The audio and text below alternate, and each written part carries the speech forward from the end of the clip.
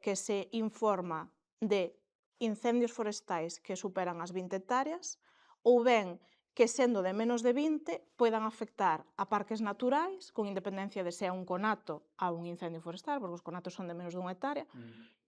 O sea, se é de 0,01 hectáreas, se é no Parque do Xurés, informaríamos dese conato, non? Ou tamén daqueles de situación 2, é dicir, situación 2 quere dicirse que haxa un perigo para vivendas. Partindo desa base, non, como informamos, non? Eu sempre diferencio entre a temporada de alto risco da que non o é, porque normalmente non ten o mismo impacto de comunicación, non? Pois na temporada que non é de alto risco, solemos facer notas dos incendios que van aparecendo, pero que non hai tanta intensidade de lumes diariamente, non? Co cal, pois, se hai un incendio supera as 20 ou está nestas outras dúas circunstancias, pois informamos, efectivamente, cos datos que ti acabas de comentar.